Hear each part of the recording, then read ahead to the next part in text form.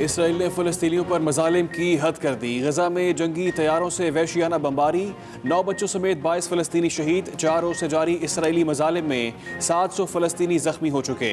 اسرائیلی forces مسجد اقصی میں نمازیوں پر گولیاں برسانے سے باز نہ آئیں۔ اسرائیلی فورسز نے مقبوضہ بیت المقدس کا تقدس پامال کیا اور فلسطینیوں کو چن چن کر نشانہ بنایا۔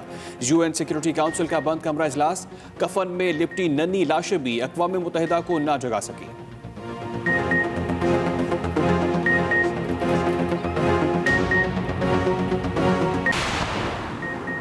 OIC کا عالمی برادری سے فلسطینی عوام کے تحفظ کے لیے فوری کارروائی کا مطالبہ۔ OIC اجلاس میں اسرائیلی کارروائیوں کے خلاف مشترکہ بیان جاری کرنے کی پاکستانی تجویز منظور۔ OIC کے سفیروں نے اسرائیلی حملے کو بنیادی انسانی حقوق اور اخلاقیات کے خلاف اقدام قرار دے دیا۔ ترکی اور سعودی عرب کی جنرل اسمبلی کا خصوصی اجلاس طلب کرنے کی تجویز بھی منظور۔ دوسری جانب ترکی میں اسرائیل کے خلاف احتجاجی مظاہرے جاری۔ امریکی رکن کانگریس راشدہ طلیب اور الہان عمر کی بھی شدید مذمت، کہا اسرائیل فضائی بمباری دہشت گردی ہے، فلسطینی تحفظ کے مستحق ہیں۔ پاکستان کی جانب سے فلسطینیوں پر اسرائیلی جارحیت کی شدید مذمت، ظلم و تشدد فوری بند کرنے کا مطالبہ۔ وزیر خارجہ شاہ محمود قریشی کی اسلام آباد میں پریس کانفرنس، کہا پاکستان فلسطینیوں کے ساتھ مکمل یکجہتی کا اظہار کرتا ہے۔ نہتے نمازیوں پر فائرنگ قابل افسوس ہے۔ پاکستان کا موقف مسئلہ فلسطین اور مسجد اقصی پر واضح ہے۔ فلسطین کے مسئلے پر امہ کو متحد ہونا ہوگا۔ OIC کا وزراء کی سطح کا ہنگامی اجلاس بلایا جائے۔ ادیبیہ پیپر ملز کیس 1242 ملین روپے کے فراڈ کی کہانی ہے۔ حسن اور حسین نواز، شہباز شریف اور حمزہ شہباز بھی کیس کے مرکزی کردار ہیں۔ وزیر اطلاعات فواد چودھری کا بیان، کہا اسحاق ڈار نے اس فراڈ میں شریف خاندان کی معاونت کے لیے بیرونی کرنسی کے جعلی بے نامی اکاؤنٹس کھلوائے۔ شریف فیملی کی تجوریوں میں بھاری بھرکم غیر قانونی سرمایہ موجود ہے اور وہ اس دولت کے ذرائع بتانے سے قاصر ہیں۔ انصاف کا تقاضا ہے کہ تمام ادارے اپنا کردار ادا کریں۔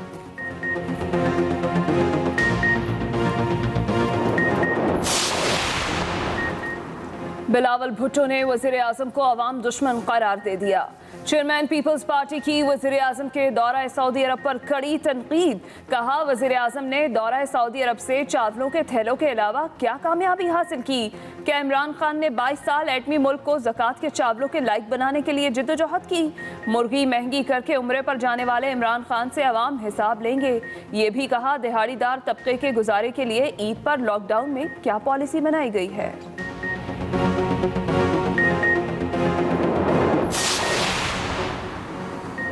وزیر اعظم آج پھر عوام سے براہ راست فون پر گفتگو کریں گے۔ عمران خان دوپہر 1:30 بجے عوام سے مخاطب ہوں گے۔ عوام وزیر اعظم سے سوالات پوچھ سکیں گے۔ وزیر اعظم سے عوام کی گفتگو ٹی وی، ریڈیو اور ڈیجیٹل میڈیا پر براہ راست نشر کی جائے گی۔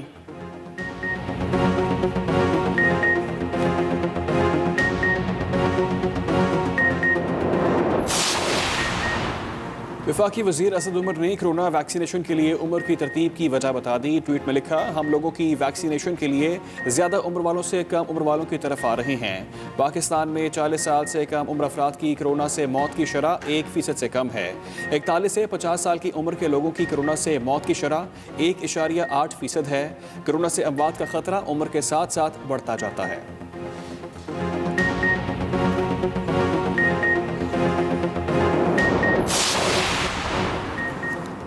کورونا وائرس سے مزید 113 افراد دم توڑ گئے۔ 24 گھنٹوں کے دوران 3084 نئے کیسز رپورٹ۔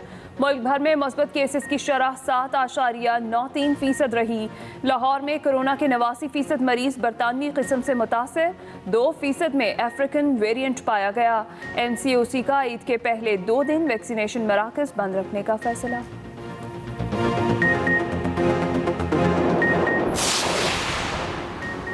ملک بھر میں لاک ڈاؤن جاری۔ کوئٹہ میں تاجر آج بھی لاک ڈاؤن کے خلاف سراپا احتجاج، شہر کے مختلف راستوں کو رکاوٹیں کھڑی کر کے بند کر دیا گیا۔ ملتان میں لاک ڈاؤن کی خلاف ورزی کرنے پر 26 کاروباری مراکز اور 2 ریسٹورنٹ سیل، 6 افراد گرفتار، 21 کے خلاف مقدمات درج۔ پشاور میں SOPs پر عمل کرانے کے لیے ڈرون کیمروں سے مانیٹرنگ کی جانے لگی۔ لاہور میں صرف اشیاء ضروریہ کی دکانیں کھلی ہیں۔ کراچی میں لاک ڈاؤن کا تیسرا روز، تمام سیاحتی مقامات بند کر دیے گئے۔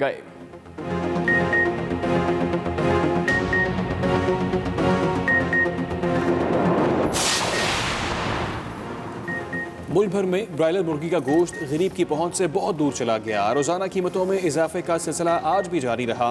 حکومت اور انتظامیہ کے کان پر جوں تک نہ رینگی۔ کراچی میں برائلر کا ریٹ تقریباً 500 روپے فی کلو تک ہو گیا۔ لاہور میں مرغی کا گوشت 422، راولپنڈی میں 430، گجرانوالہ میں 450 روپے تک بکنے لگا۔ کوئٹہ میں مرغی کا گوشت 470 روپے میں فروخت۔ پشاور میں بھی سرکاری نرخ میں مکمل نظر انداز کر دیے گئے۔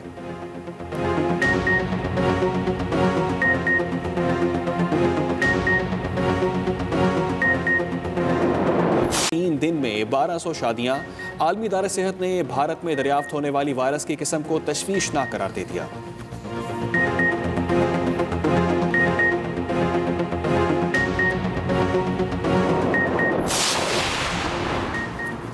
کورونا وبا کے دنیا بھر میں وار جاری۔ نیپال میں کورونا وائرس کا زور، حالات قابو سے باہر۔ اسپتالوں میں مریضوں کے لیے جگہ کم پڑ گئی۔ نیپالی وزیر اعظم کی عالمی برادری سے مدد کی اپیل۔ ملائیشیا میں 7 جون تک ملک گیر لاک ڈاؤن لگا دیا گیا۔ ترقی یافتہ ممالک میں ویکسینیشن پروگرامز کے باعث کیسز میں نمایاں کمی۔ امریکہ میں 12 سے 15 سال کے بچوں کے لیے فائزر ویکسین کے استعمال کی منظوری دے دی گئی۔ انگلینڈ میں 17 مئی سے لاک ڈاؤن میں نرمی کا اعلان۔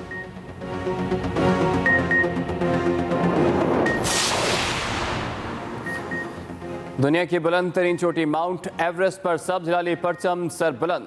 پاکستانی نوجوان شہروز کاشف نے 8,849 میٹر بلند چوٹی سر کر لی۔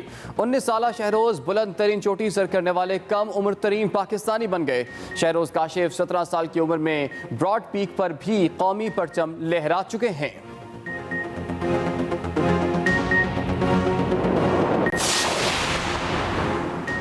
کورونا وبا سے خواجہ سراؤں کی بھی عید کی تیاریاں ماند پڑ گئیں۔ گھروں پر ہی افطار پارٹیاں اور نئے کپڑوں کی تیاری جاری۔ خواجہ سراؤں کے مطابق عید پر ماں باپ اور بہن بھائیوں کی بہت یاد آتی ہے، مگر اب فیملی کے بغیر رہنا سیکھ لیا۔ اپنے قبول نہیں کرتے، خود ہی ایک دوسرے کو تحائف دے لیتے ہیں۔ ہم خوشیاں اور غم بھی اکٹھے مناتے ہیں۔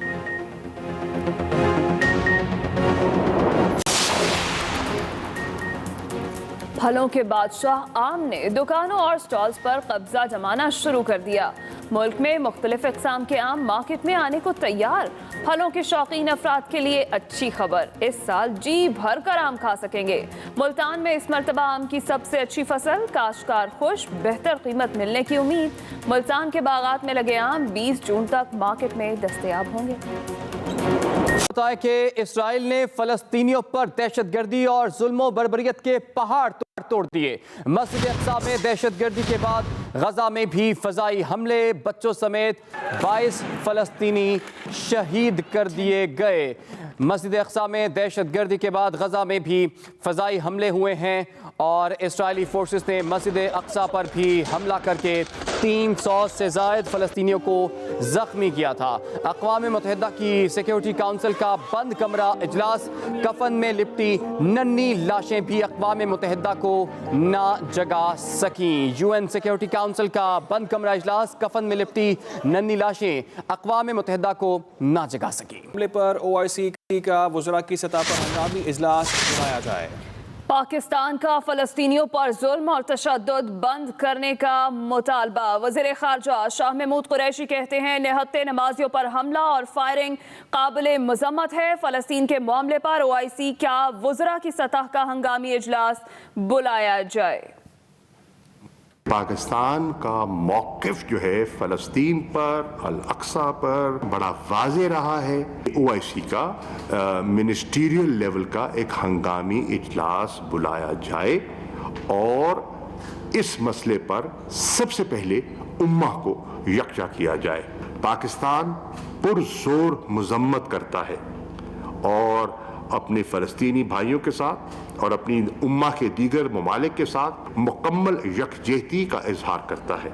انٹرنیشنل کمیونٹی کو فی الفور اس پر موبلائز ہونے کی ضرورت ہے۔ کراؤن پرنس کا جو ویژن 2030 ہے، اس ویژن کو سامنے رکھتے ہوئے انہوں نے کیلکولیٹ کیا ہے کہ آنے والے دنوں میں ان کو مزید ورک فورس درکار ہوگی۔ اگلے چند سالوں میں ان کو تقریباً 10 ملین ایڈیشنل ہینڈز ریکوائرڈ ہوں گے۔ اس کا ایک بہت بڑا حصہ وہ پاکستانیوں کے لیے जो कहते हैं ना तर्जुमान नून लीग मरियम औरंगजेब इस्लामाबाद में मीडिया से बातचीत कर रही हैं।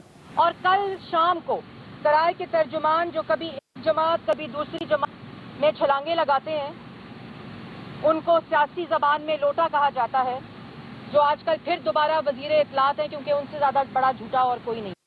उन्होंने एक ट्वीट की कि वजीर आजम को उनकी कानूनी टीम ने ब्रीफिंग दी है और फैसला किया है और हदायत जारी की है कि हुदैबिया पेपर मिल्स को दोबारा से खोला जाए, उसको इन्वेस्टिगेट किया जाए, क्योंकि कभी ये ना ये केस सुना गया है और ना इसके ऊपर फैसला आया है और बड़े नए हकायक सामने आए हैं। पहली बात तो इसकी नौबत क्यों आई? इसकी नौबत इसलिए आई कि साफ पानी, गंदा नाला, आशियाना, 56 कंपनियां, Lahore metro, Multan metro, defeat के पैसे, जलजिले के पैसे खा गए शहबाज शरीफ साहब। उसके बाद आमदन से ज्यादा असासे बना लिए, मनी लॉन्ड्रिंग कर दी। ये वो केसेस हैं जो 2.5 साल से कागज लहरा के खाके बना कर दिखाए गए कि शहबाज शरीफ ने करप्शन की है। जब इनके अंदर एक धेले की करप्शन नहीं मिली, कमीशन नहीं मिला, किकबैक नहीं मिला, मनी लॉन्ड्रिंग का कोई एविडेंस नहीं मिला और उसके ऊपर लाहौर हाई कोर्ट फैसला आ गया, तो उसके बाद नौबत ये आई कि 1992 के केस को दोबारा खोलने की नौबत आई। वो इसलिए नौबत आई क्योंकि आज अगर कल ये ट्वीट ना होता तो अवाम ये पूछती कि सऊदी अरेबिया से ज़कात और फितराना लेकर आए हैं। कौम ये पूछती कि सऊदी अरेबिया से चावल की बोरियां लेकर आए हैं।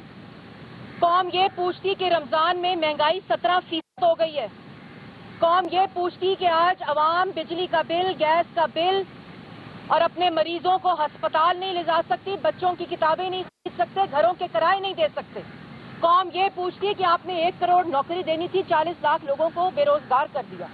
कौम ये पूछती कि सीपैक वाला मुल्क, एटमी कुव्वत वाला मुल्क, जिसको नवाज शरीफ ने एटमी कुव्वत बनाया, सीपैक दिया, मोटरवेज दी, सड़कें दी, शाहराहें दी, दहशतगर्दी खत्म की, वो सऊदी अरेबिया से फितराने और ज़कात के पैसे लेता है।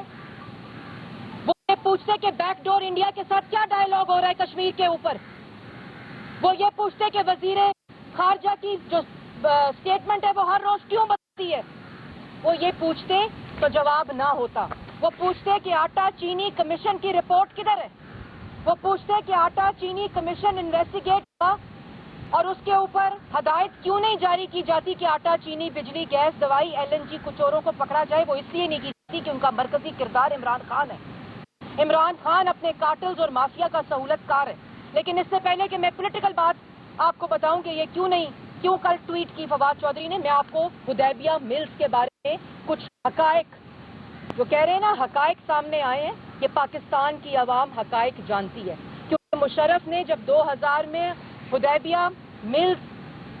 हुदैबिया पेपर मिल्स का उस वक्त के डिक्टेटर ने, जिसने आइन के ऊपर शब खून मारा, उसकी कोई सजा नहीं, उसकी कोई सजा नहीं। जिसने आइन तोड़ा, आइन शिकनी की, जो वाहिद डिक्टेटर है जिसने मुल्क के अंदर 2000 में मुंतखब वजीर आजम को जैसे पहले आइन शिकन जमहूरियत पे हमला करते आए हैं, उन्होंने 2000 में ये केस बनाया। 1992 में कहा कि हुदैबिया पेपर मिल के ऊपर मनी लॉन्ड्रिंग हुई।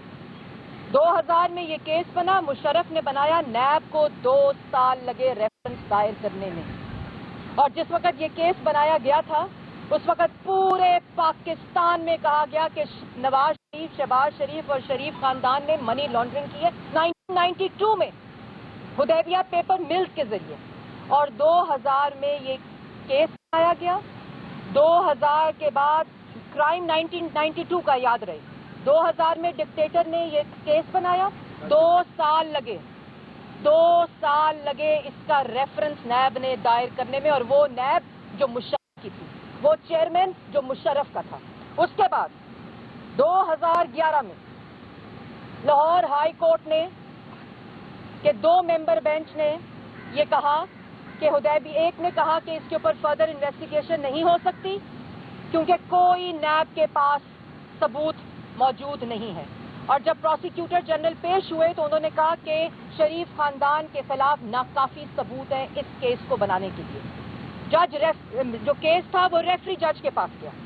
2014 میں 3 ممبر ریفری جو ججز تھے انہوں نے کوش کیا یہ کیس. نیب کو کہا گیا کہ ثبوت لائیں. نیب 2002 سے لے کر 2000 میں کیس بنایا, 2002 میں ریفرنس دائر کیا, 2011 تک سو رہی تھی. اتنے ثبوت جو آج سامنے آ رہے ہیں, اتنے حقائق